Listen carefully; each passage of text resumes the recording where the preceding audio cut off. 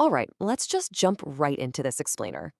Today, we're unpacking a true masterclass on communication and homiletics by Dr. Stephen D. Mathewson. He's taking on a pretty wild challenge here, figuring out how to effectively preach a 3,000-year-old biblical narrative. We're going to examine not just what he teaches from the rather, well, dark Old Testament book of Judges, but how he crafts the message so it actually hits home today. Mathewson actually kicks off his message with this absolute powerhouse of a quote from the 16th century theologian John Calvin. The human heart is a perpetual factory of idols. Notice what he's doing right out of the gate here.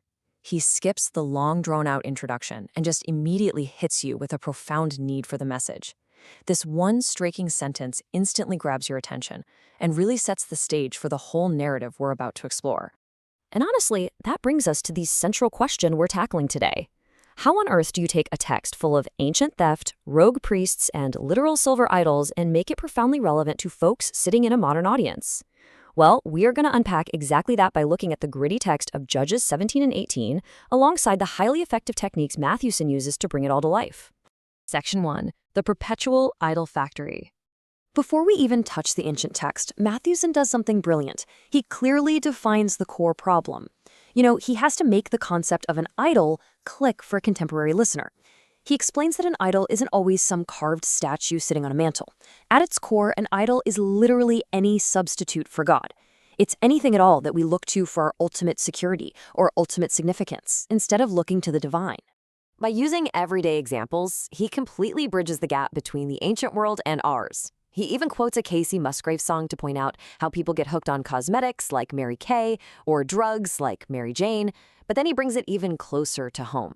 He points out that perfectly wonderful gifts, photos of your grandkids, a beautiful fly fishing trip in Montana, or financial success, can easily turn into idols. It happens the exact moment those good things become God things. Moving into Section 2, Spotting the Biblical Lie. To introduce the story of a man named Micah, Mathewson uses this incredibly interactive framework. He doesn't just read the text to you. He compares reading this narrative in Judges to the classic What's Wrong with This Picture game from Highlights magazine. You know, the ones where you're looking for a bicycle stuck in a tree or a banana sitting on a windowsill. Mathewson points out that the author of Judges fully expects the reader to spot these hidden spiritual absurdities without being explicitly told what's wrong. So let's play the game ourselves.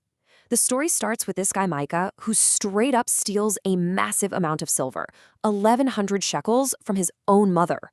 When he finally confesses and gives it back, instead of disciplining him, his mother actually consecrates the silver to the Lord by having a silversmith melt it down into a carved idol from Micah's personal house of gods. So what's wrong with this picture? Well, the alert listener should be mentally circling all the red flags here. Making a graven image, setting up your own private religious shrine, and then, as we find out, installing your own son as a priest. That completely flies in the face of the scriptures given through Moses. The biblical writer doesn't stop to say, hey, rules are being broken here. He just expects us to realize exactly how far off the rails God's people have actually gone. And the spiritual audacity just keeps going. A wandering Levite comes to town, which, by the way, is strike one because Levites were supposed to stay in their assigned cities. But Micah hires him to be his personal priest for 10 shekels a year, a suit of clothes, and some food. Micah wrongly and pretty arrogantly thinks God is now guaranteed to bless him just because he went out and bought himself a legitimate, card-carrying Levite. That brings us to Section 3, the Great Dananite Heist. Mathewson keeps the narrative moving at a really brisk pace, zooming out from this weird, localized household problem to a massive tribal catastrophe. The Danites launch this unauthorized spy mission instead of claiming the land they were actually assigned. They stumble upon a peaceful, isolated city called Laish. But on the way, they stop at Micah's house, recognize his hired Levite, and later come back with 600 armed men. They completely rob Micah of his idols and his priest, who, opportunistically, just agrees to go with them for a quote-unquote bigger ministry. Finally, they brutally conquer the unsuspecting people of Laish.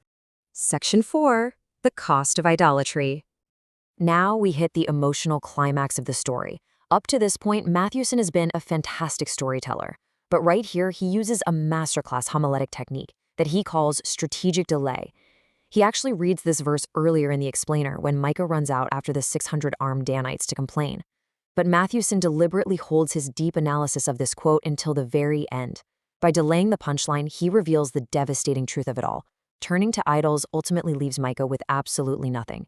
His security and his significance were just stolen in an instant. And this brilliantly illustrates the wider fate of idolatry. Think about the Danites. At first glance, it looks like they won, right?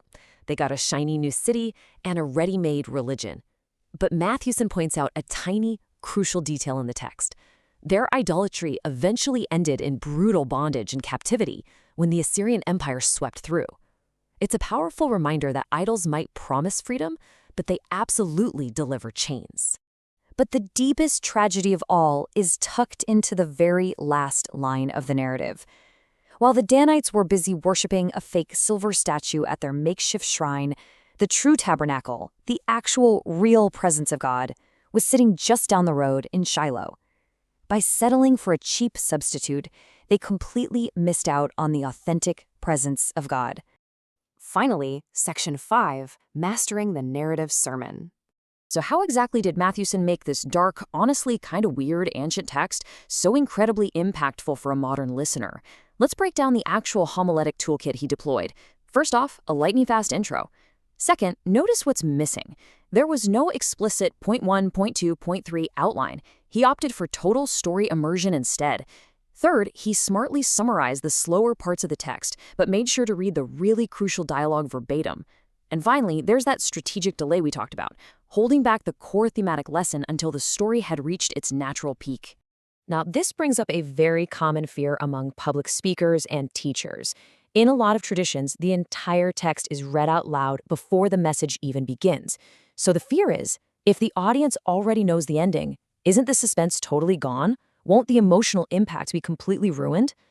Well, Mathewson argues the exact opposite. He compares a well-told biblical narrative to rewatching your favorite movie or rereading a beloved book. Think about it. Even if you're watching it for the 5th time and you know exactly what the characters are going to do, you still feel the emotional weight of those moments, right? As the speaker guides the audience through the beats of the story, they just track with it emotionally all over again.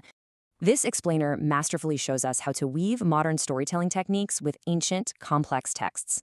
It really proves that thousands of years later, human nature hasn't changed a bit. We are still perpetual idol factories.